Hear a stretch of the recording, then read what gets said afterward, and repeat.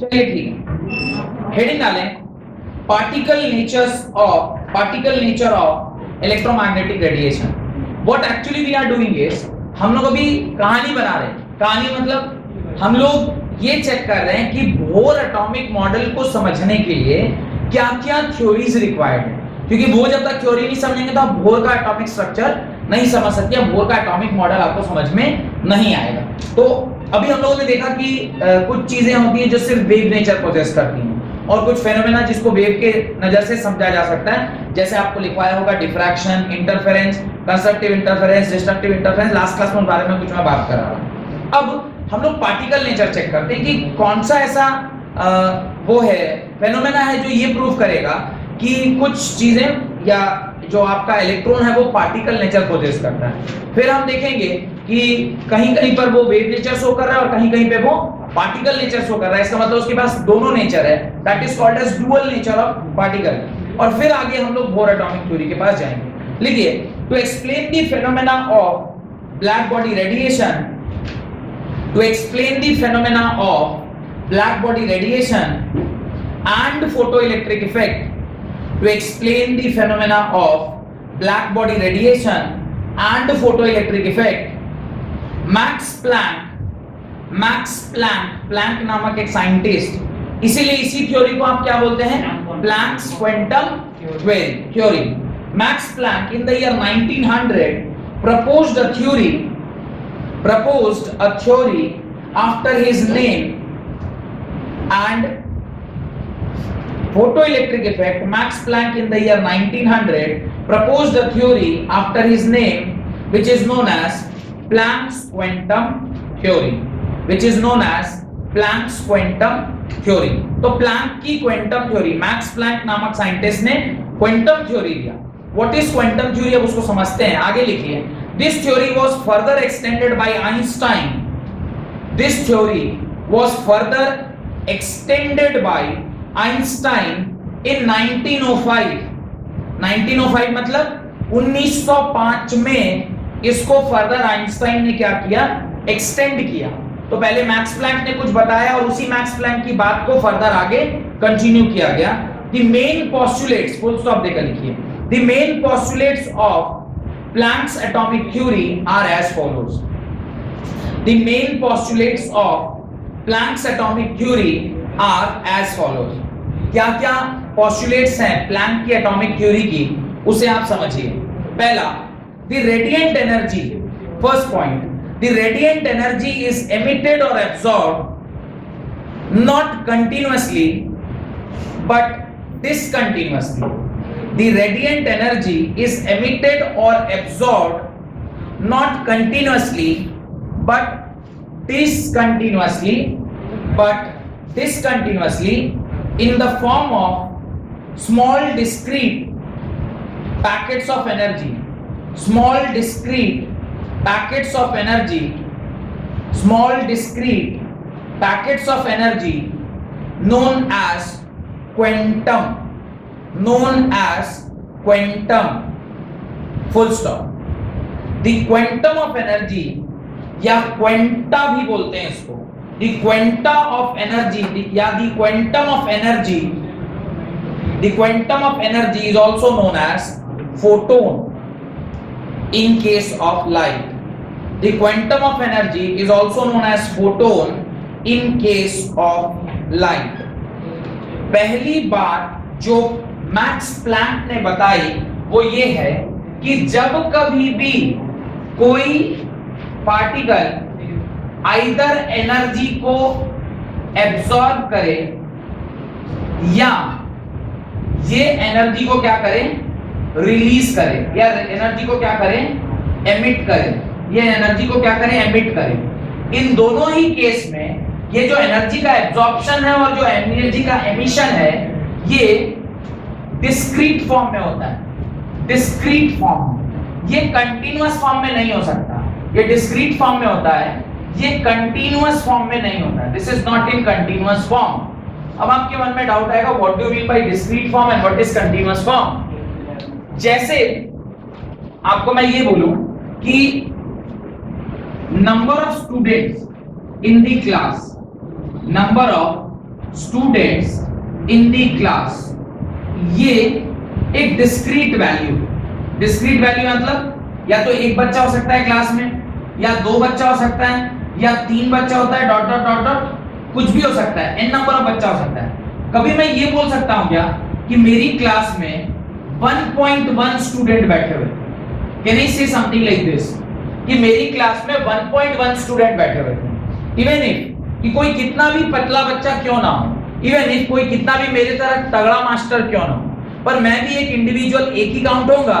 और कुछ बच्चे जो क्लास में बैठे हुए हैं, नाम में नहीं लेना चाहता, उनके लिए भी एक ही काउंट किया जाएगा, क्योंकि माने आप सिंगल पीस ही हैं तो भी वन है, आप डबल पीस भी हैं तो भी वन ही है। You are one individual. क्या नहीं से नहीं, ये तो हाफ है, मतलब बाई हाफ लगा हुआ है, तो इसको आधा जोड़ लेते हैं, तो ऐसा हुआ दो आधा मिलकर एक कर लेते हैं। I can not, one individual means एक पूरा इंडिविजुअल। ये बात समझ में आ रहा है? यानी अगर ठीक से देखा जाए तो स्नेहा सिंह भी एक इंडिविजुअल ही है, ये दो नहीं है या आधा नहीं है। प्रणव मिश्रा भी एक है और स्नेहा सिंह भी एक ही है। यानी ये 1.1, दिस कैन नॉट बी 1.1 और 1.2 और 1.3। ये कंटीन्यूअस वैल्यू नहीं हो सकता, या ये फ्रैक्शंस में नहीं हो सकता, ये डिस्क्रीट वैल्यू है। एक और एग्जांपल लेता हूं, नंबर ऑफ स्टूडेंट्स क्या है, this is one of the example of discrete value. मुझे बताइए किसी भी आदमी का वेट या मास लिख देता हूं, किसी भी आदमी का मास, ये डिस्क्रीट होगा, कंटीन्यूअस होगा। ऐसा हो सकता है क्या कि आपका मास या तो 2 किलो होगा, नहीं तो 3 किलो होगा, इसके बीच का कुछ नहीं हो सकता। ऐसा होता है क्या? मास तो आप 2.1 भी ले सकते हैं, 2.2 भी ले सकते हैं, 2.3, अगर सब जगह उसकी वैल्यू पाई जा रही है तो उसको क्या बोलते हैं? Continuous value, that is called as continuous value. Whereas अगर 1 है, फिर 2 है, फिर 3 है, that is called as discrete value. ये पहला जो आपका पोस्टुलेट है वो कहता है the radiant energy is emitted और absorbed not continuously but discontinuously. Discontinuous means discrete form में, in the form of small discrete packets of energy known as quantum। और ये जो छोटे छोटे पैकेट्स हैं, ये एक पैकेट होगा, दो पैकेट होगा, तीन पैकेट होगा, ये एनर्जी जो है, ये जो एनर्जी है, ये n टाइम्स एक छोटा यूनिट ऑफ एनर्जी हो सकता है। अब वो छोटा यूनिट ऑफ एनर्जी क्या है वो अभी हम लोग नहीं देख रहे हैं, पर ये ऐसा होगा कि ये 1 होगा, ये 2 होगा, ये 3 होगा, ये 4 होगा एंड सो ऑन। ये ऐसा नहीं हो सकता कि 1.1 as if number of electrons. आपको इलेक्ट्रिसिटी चैप्टर में क्लास 10th में मैंने क्वांटिफिकेशन का कांसेप्ट सिखाया था, या तो एक इलेक्ट्रॉन होता है, नहीं तो दो होता है। कोई ये नहीं कह सकता कि 1.1 इलेक्ट्रॉन मेरे पास है, या किसी एटम में 1.75 इलेक्ट्रॉन है, पौने 2 इलेक्ट्रॉन, सवा 3 इलेक्ट्रॉन संभव नहीं है, या तो 2 इलेक्ट्रॉन है, नहीं तो 3 electron. That is called as discrete value. ये जो एनर्जी के पैकेट्स हैं, ये भी क्या है? डिस्क्रीट नेचर के हैं, और इसी को हम क्या बोलते हैं? Quantum of energy. ये जो एक पैकेट है, ये जो Ni है, इसको ही हम क्या बोलते हैं? Quantum of energy. This is only quantum of energy. और जब ये लाइट के केस में होता है तो इसको हम लोग क्या बोलते हैं? फोटोन। ऐसे भी जहां लाइट है वहां फोटो वर्ड लगा ही होता है। फोटोसिंथेसिस एक बहुत कॉमन वर्ड है, हम लोग जानते हैं कि ऐसा कोई रिएक्शन जो लाइट के प्रेजेंस में होता है उसको फोटोसिंथेसिस कहते हैं। तो लाइट के प्रेजेंस में, लाइट की वजह से, या लाइट में जो ये छोटे छोटे पैकेट्स पाए जाते हैं एनर्जी के, इसको हम क्या कहते हैं? क्वांटम कहते हैं। That is quantum of energy. ये बात समझ में आ गई? फर्स्ट पॉइंट क्लियर हो गया। Next point, the energy of each quanta, the energy of each quanta, point number 2, the energy of each quanta.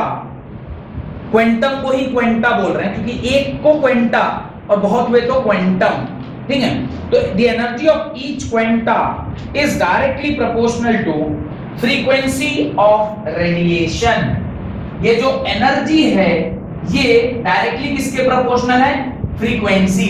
As it is electromagnetic wave, तो electromagnetic wave होगा तो ये किससे जुड़ा होगा? फ्रीक्वेंसी से जुड़ा होगा।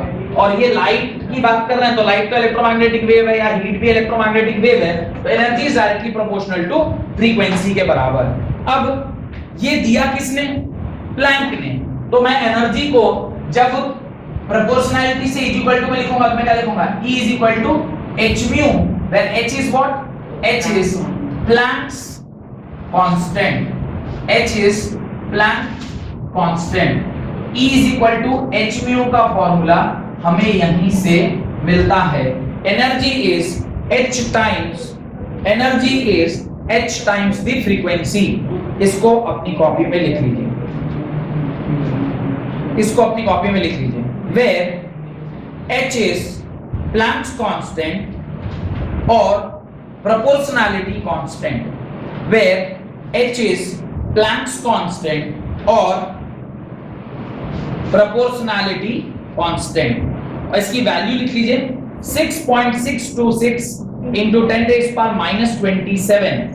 CGS में इसकी जो यूनिट होती है, CGS में जो इसकी वैल्यू होती है वो होती है 6.626 into 10 raised power minus 27.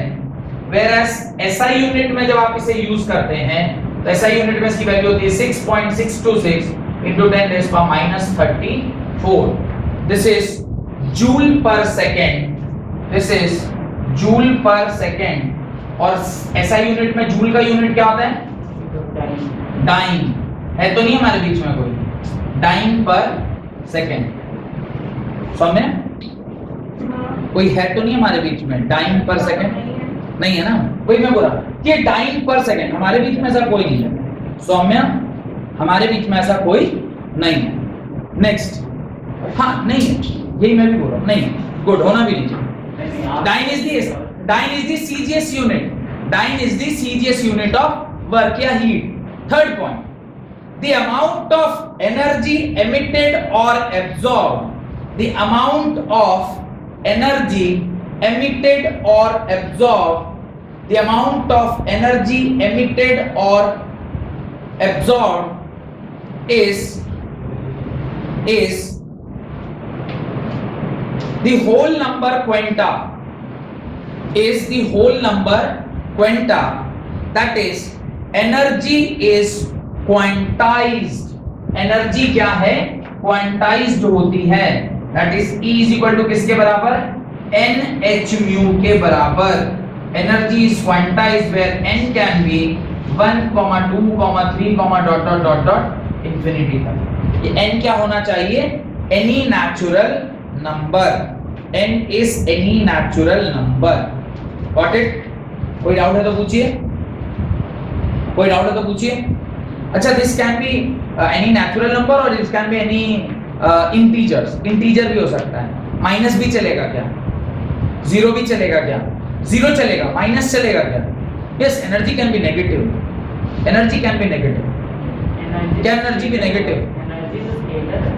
हाँ, तो एनर्जी नेगेटिव नहीं हो सकता। अगर आप सिस्टम में से एनर्जी निकाल लिए तो एनर्जी नेगेटिव हुआ, सिस्टम में एनर्जी डाल दिए तो एनर्जी पॉजिटिव हुआ। तो ये तो रेफरेंस का वर्ड है ना, कि आप में से अगर कुछ मैं निकाल लेता हूं तो आपकी एनर्जी नेगेटिव हो गई। आप में फिर कुछ एनर्जी डाल दिया तो एनर्जी। और अगर पैसा तो स्केलर क्वांटिटी, तो कई बार आप डेट में नहीं जाते हैं क्या? पैसा एक स्केलर क्वांटिटी है ना, तो आप डेट में नहीं जाते हैं क्या? किसी उधार नहीं लेते हैं क्या? अगर आपने किसी उधार ले लिया तो आप कर्जदार हो गए तो आपका बैलेंस कैसे दिखाएगा? नेगेटिव दिखाएगा। उसका ये मतलब थोड़ा कि आपके पास नेगेटिव रुपया है, -10 रुपीज लेके घूम रहे हैं। नहीं, आप -10 रुपीज लेके नहीं घूम सकते, आप 10 ही रुपए लेके घूम सकते हैं। पर -10 का मतलब है आपने किसी से उधार लिया जिसको आपको क्या करना होगा? माने वापस करना होगा। तो माइनस का मतलब हमेशा ऐसा नहीं होता कि सर वो स्केलर क्वांटिटी है तो नेगेटिव कैसे हो जाएगा? होगा, लेकिन स्केलर क्वांटिटी नेगेटिव हो सकता है। आप जैसे बोले एनर्जी किसी बॉडी से निकालने की, एनर्जी तो उतना ही ना निकालेंगे जितना उसके पास होगा। तो वो तो फिर अगर मान लीजिए 10 जूल एनर्जी तो उससे 10 ही ना बस निकाल पाएंगे, उसको नेगेटिव में तो और नहीं ना 20 नहीं ना निकाल पाएंगे। आपकी स्टैंडर्ड एनर्जी, माने आप स्टैंडर्ड टेम्परेचर में एक एनर्जी आपके पास है सपोज 500 जूल। अभी आप में 500 जूल में से अगर मैं 200 जूल निकाल लूं, आपके पास रहना कितना चाहिए था? 500 जूल। आप मैंने 200 जूल निकाल लिया, आपके पास कितना बच गया? तो आपके पास जितना रहना चाहिए, तो वहां से आप कितने डेफिशिएंट हो गए? -200, -300 में आ गया, यानी -200, 200 निकाले तो -200, यानी आपके पास एनर्जी अभी 300 है, तो आप डेफिसिट में है नहीं है। अच्छा, आपके पास 500 जूल रहना चाहिए, आपने ऊपर से और 300 जूल डाल दिया, आपके पास +300 जूल एनर्जी है कि नहीं है? Energy can be taken out from the system और can be given to the system. कितना रहेगा एनर्जी, ये तो डिफाइन करेगा ना उसके थर्मोडायनामिकल सिचुएशन पर, कि एक बॉडी के अंदर कितनी एनर्जी होनी चाहिए। पूरा का पूरा एक चैप्टर है थर्मोडायनामिक्स, उसके अंदर हम और डिटेल में पढ़ेंगे इसके बारे में। खैर, एनर्जी कैन बी नेगेटिव। लिखें, क्वेश्चन लिखें, wavelength of different radiation are given below. Wavelength of different radiation are given below. 4 wavelength आपको दिए गए हैं और आपसे पूछा गया है कि arrange these radiations in increasing order of their energies, arrange these radiations in increasing order of their energy. इसके increasing order of their energy में आप उसको क्या करना है, अरेंज करना है। पहला A का लिखिए 300 nanometer, A is 300 nanometer, B is 300 mu meter, 300 mu meter. Third is 3 nanometer, third is 3 nanometer and fourth is 30 angstrom।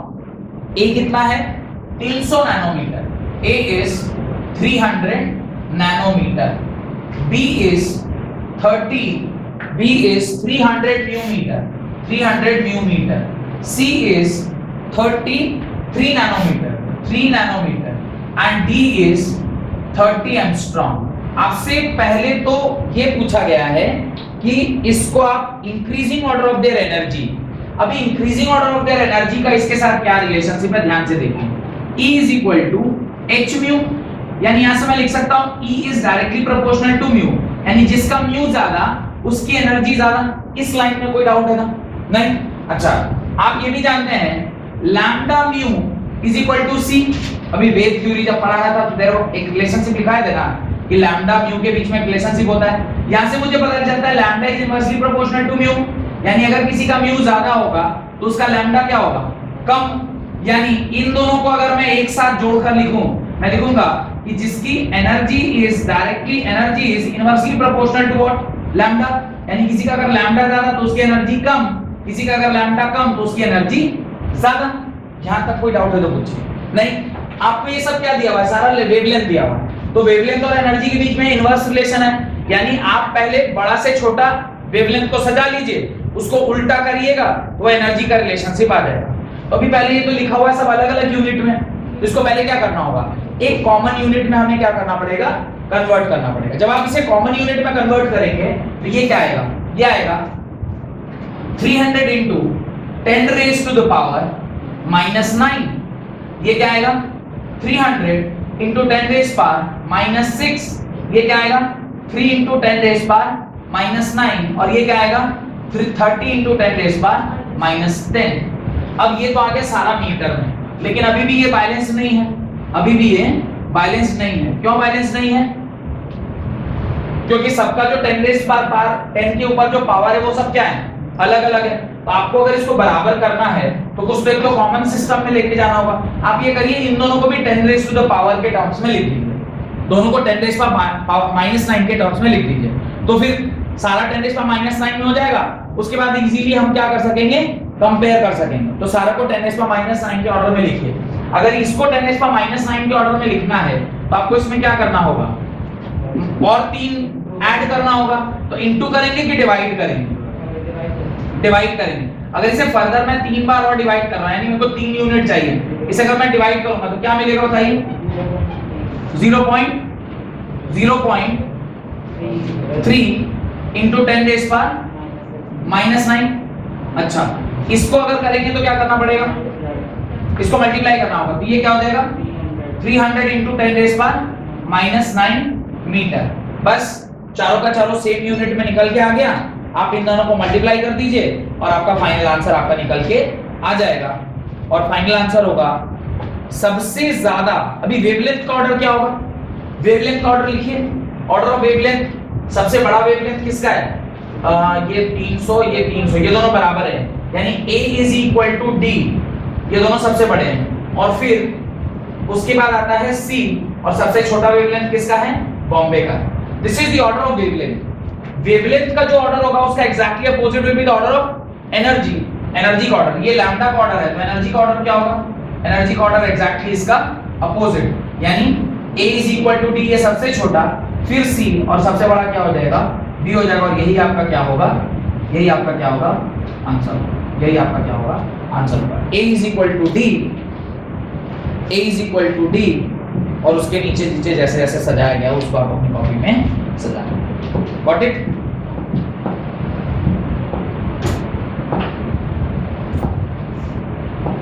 Done? यहाँ तक कोई दिक्कत? चलिए आगे लिखिए, आगे लिखिए। ब्लैक बॉडी रेडिएशन, अगला हेडिंग डालिए, black body radiation and its explanation. Black body radiation and its explanation, इसे मिटा दूंगा, सवाल में डालो,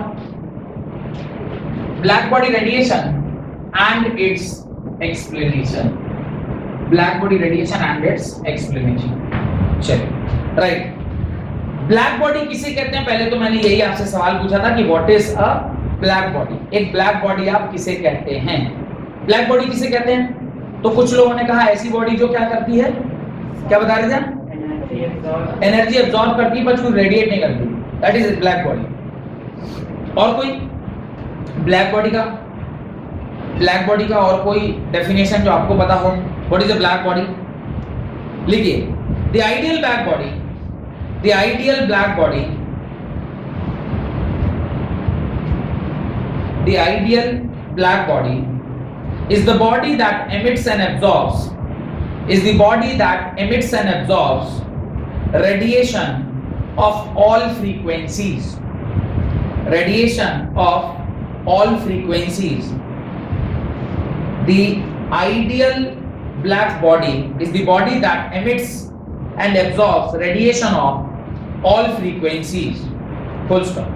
The radiation emitted by such bodies, full stop, the emission emitted by such bodies is known as black body radiation, is known as black body radiation. उसको हम लोग black body radiation बोलते हैं, that is called as black body radiation. black body radiation, black body radiation का मतलब वो सारे frequency की एनर्जीज को एब्जॉर्ब करता है और सारे फ्रीक्वेंसी की एनर्जीज को एमिट करता है, that is black body. Black body का ये मतलब नहीं कि वो किसी खाली एनर्जी को एब्जॉर्ब करे, जबकि वो आपने जो कहा वो ब्लैक होल का डेफिनेशन बोल दिया कि वो कोई भी एनर्जी उसके अंदर गई और रह गई, उससे कुछ बाहर नहीं निकला, that is black hole, that is not black body. Black body का मतलब होता है वो किसी भी फ्रीक्वेंसी को क्या कर सकता है, एब्जॉर्ब कर सकता है और किसी भी फ्रीक्वेंसी के रेडिएशन को क्या कर सकता है, री एमिट कर सकता है, that type of body is known as black body. Second point लिखिए, the radiation emitted by, sorry ये तो भूल गया, आगे लिखिए, at a given temperature intensity of radiation emitted increases with decreasing wavelength.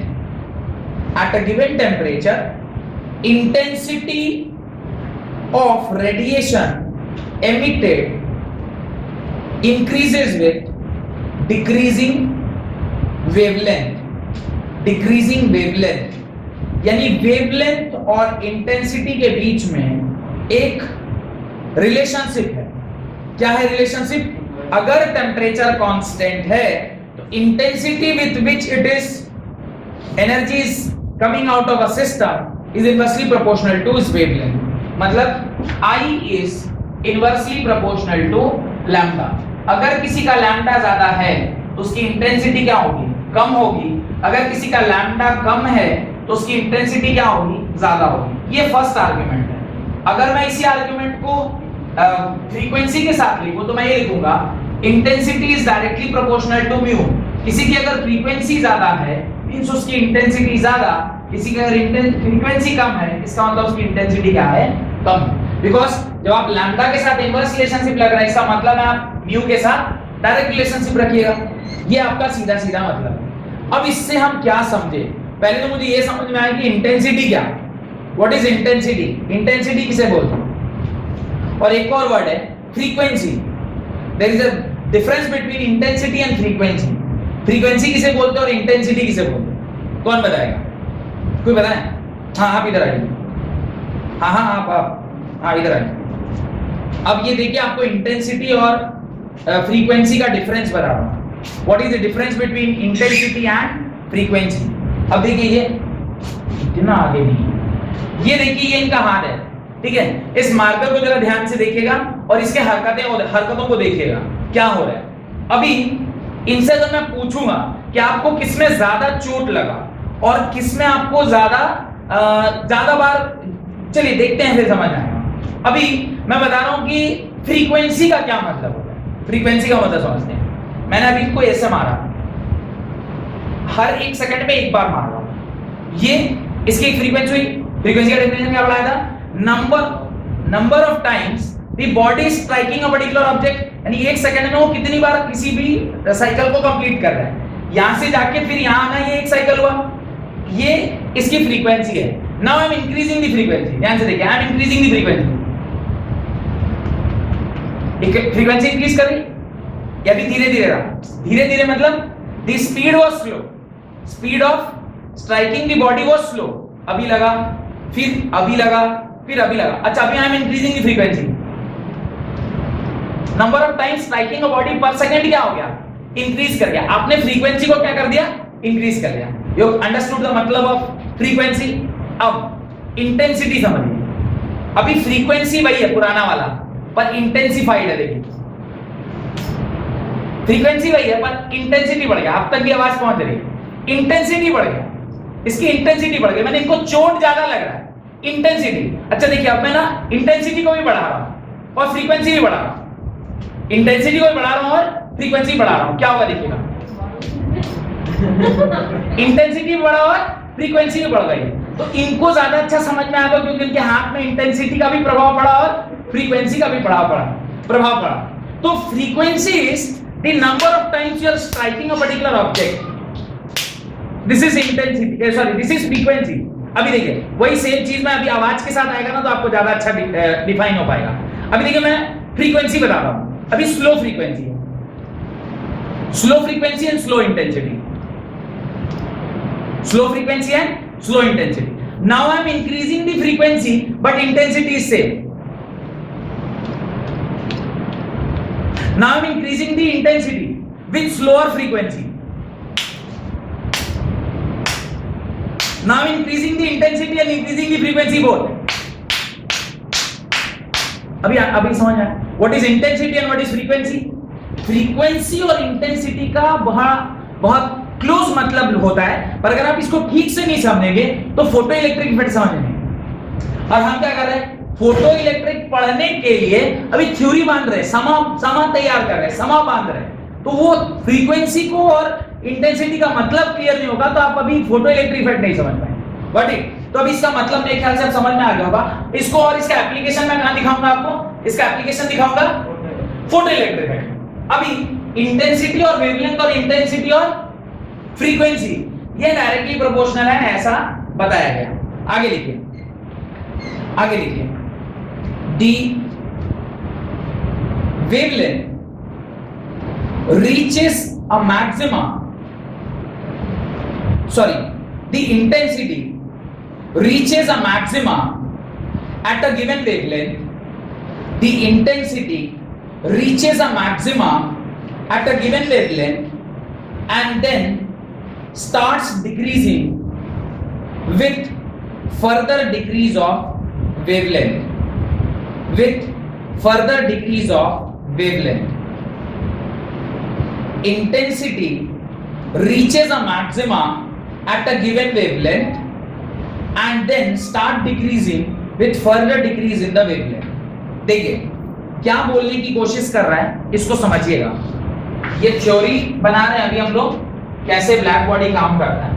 कह रहा है कि इंटेंसिटी, आप देखिए ये लैम्डा है, ये जैसे जैसे डिक्रीज करेगा वैसे वैसे इसकी ये अगर इंक्रीज कर रहा है, क्या देखिए लैम्डा अगर इंक्रीज कर रहा है तो इंटेंसिटी क्या हो रही है? डिक्रीज कर रही है।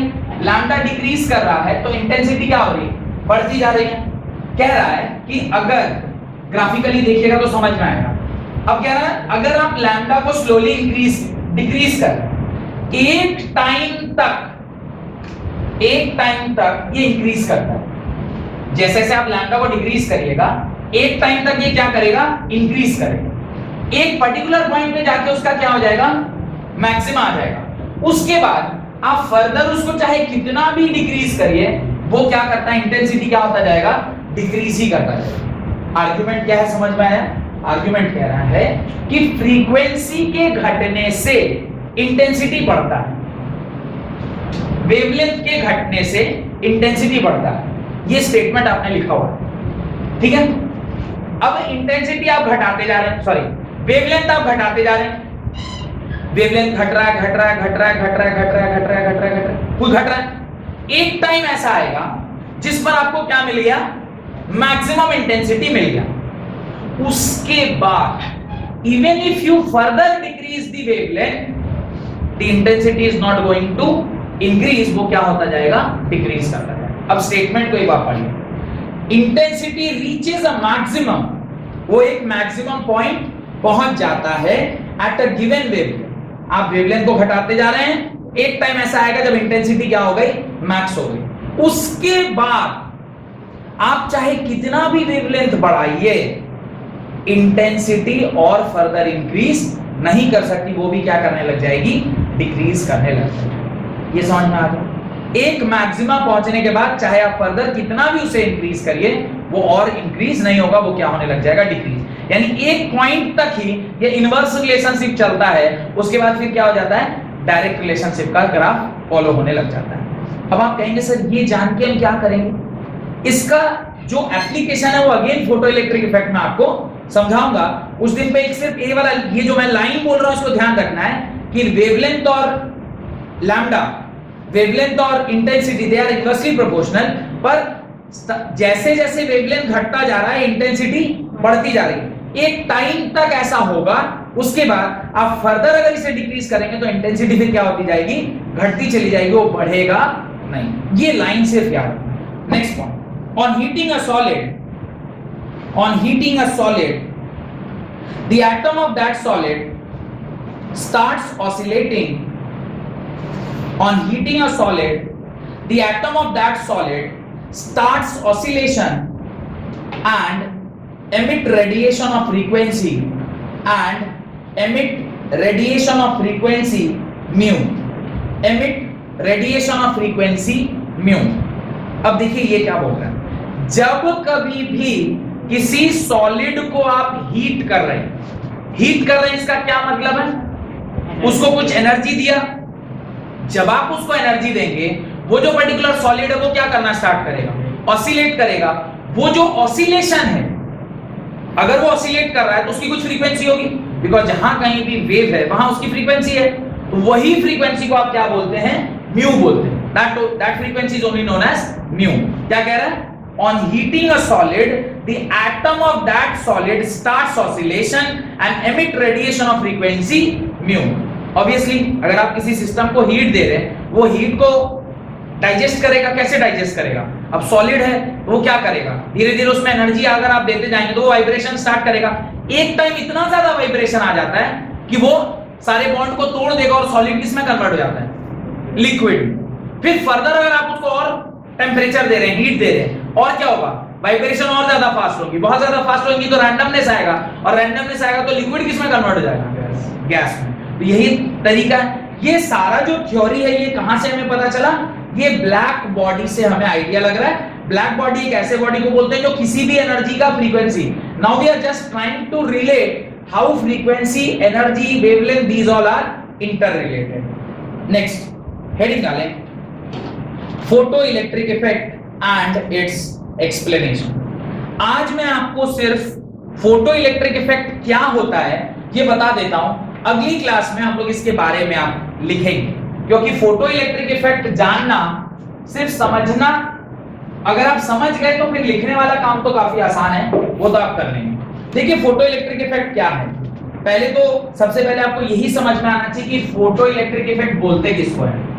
Word photo electric effect, photo electric effect बहुत अच्छे से समझिएगा, तुरंत समझ में आ जाएगा, कोई बहुत ज्यादा हेडेक वाला कॉन्सेप्ट नहीं है। क्या होता है, एक इस तरह का हम लोग क्या लेते हैं, अरेंजमेंट लेते हैं। एक इस तरह का हम लोग क्या लेते हैं, अरेंजमेंट लेते हैं। This is the arrangement. क्या होगा ध्यान से देखिएगा, इस पर्टिकुलर अरेंजमेंट में आपने इसको बैटरी के साथ क्या किया है, ज्वाइन किया हुआ है, और ये जो पर्टिकुलर अरेंजमेंट है उसमें एक एंड पर आपने प्लेट लगा रखा है कुछ इस प्रकार से, और ये इस तरीके से ये जुड़ा हुआ है।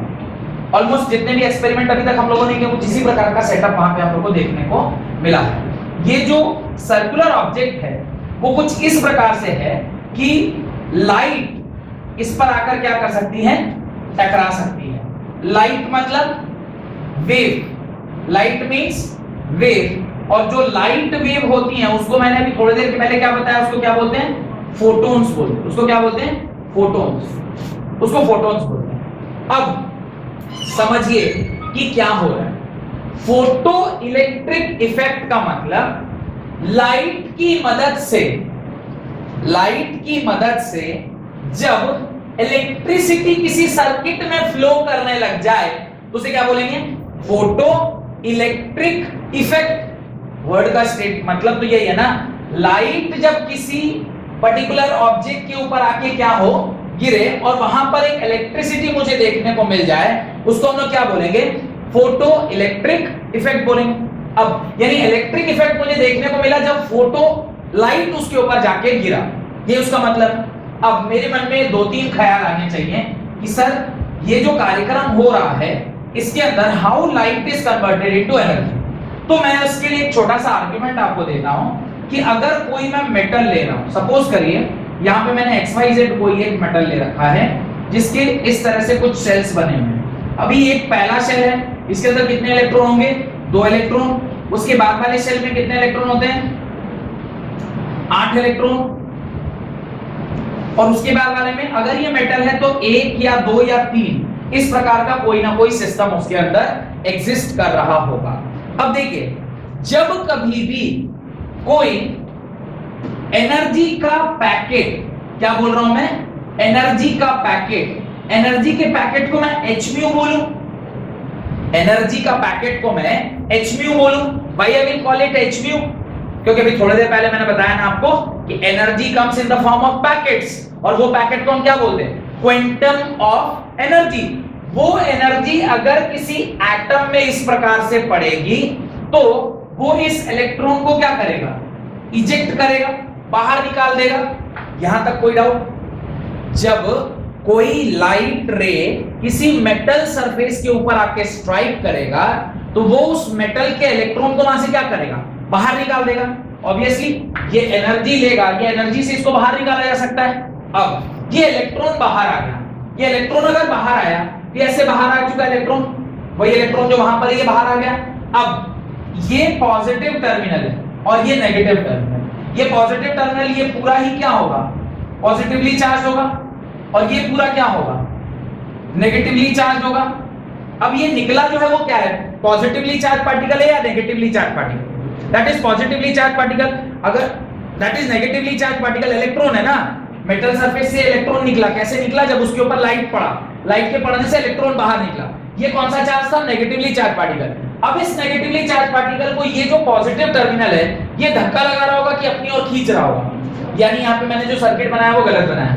ये पॉजिटिव नहीं होना चाहिए, ये क्या होना चाहिए, नेगेटिव होना चाहिए। This should be negatively charge, और ये नेगेटिव टर्मिनल होना चाहिए, और इसको क्या होना चाहिए, पॉजिटिव टर्मिनल होना चाहिए। दिस शुड बी पॉजिटिव, क्योंकि करंट अगर इसको कंप्लीट करना है तो इसको यहां से इलेक्ट्रॉन को कहां पहुंचना चाहिए, उस तरफ पहुंचना चाहिए। अब ये जो नेगेटिवली चार्ज पार्टिकल है ये नेगेटिव को क्या करेगा, रिपेल करेगा।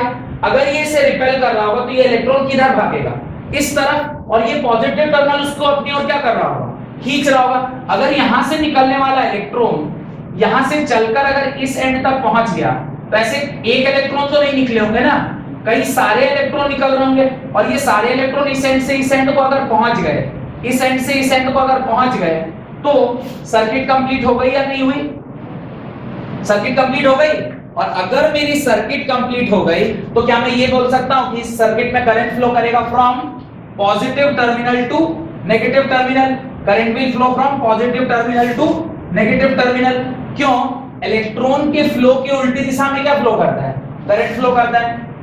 द फ्लो ऑफ इलेक्ट्रॉन किस दिशा में, flow of electron is in this direction, तो फ्लो ऑफ करंट किस डायरेक्शन में होगा, flow of current will be in this direction. देखिए फ्लो ऑफ करंट इधर से इधर होगा और फ्लो ऑफ इलेक्ट्रॉन इधर से इधर हो रहा है। ये जो इलेक्ट्रिसिटी प्रोड्यूस हुई है इस पर्टिकुलर सर्किट में वो किसकी वजह से, वो फोटॉन्स की वजह से, वो किसकी वजह से, फोटॉन्स की वजह से, इसलिए इसको फोटो इलेक्ट्रिक इफेक्ट बोला जाता है।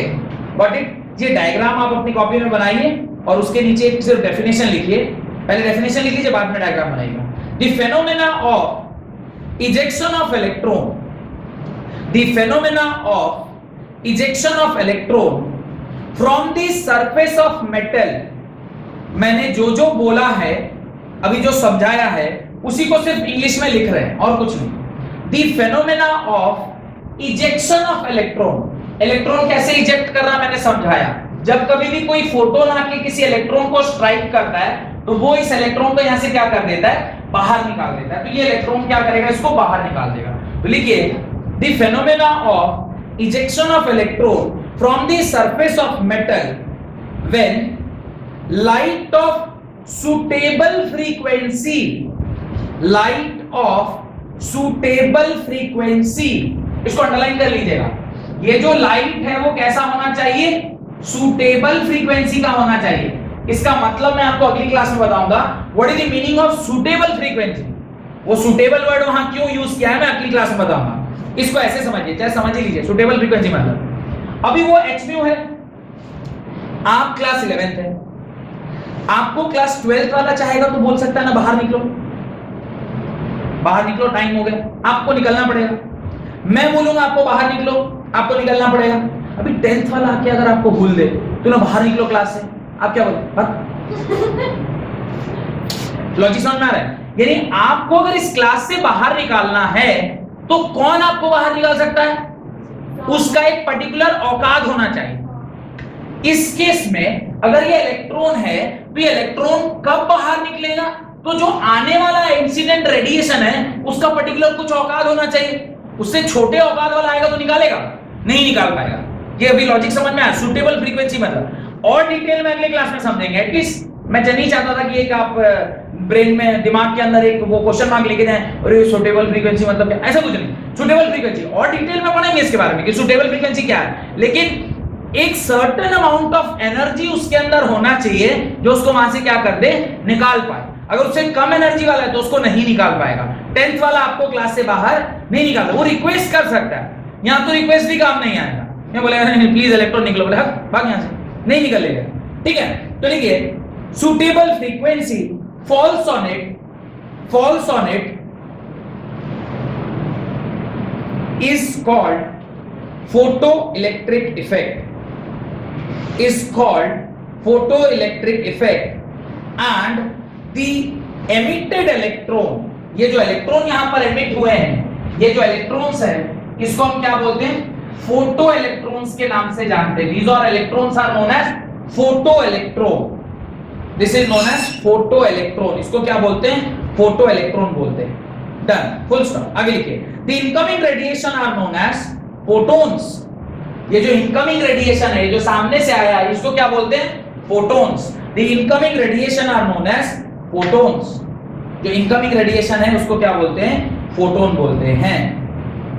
और इस तरीके से जो इलेक्ट्रिसिटी किसी सर्किट में फ्लो करे that is called as photo electric effect. ये समझ में आ गया?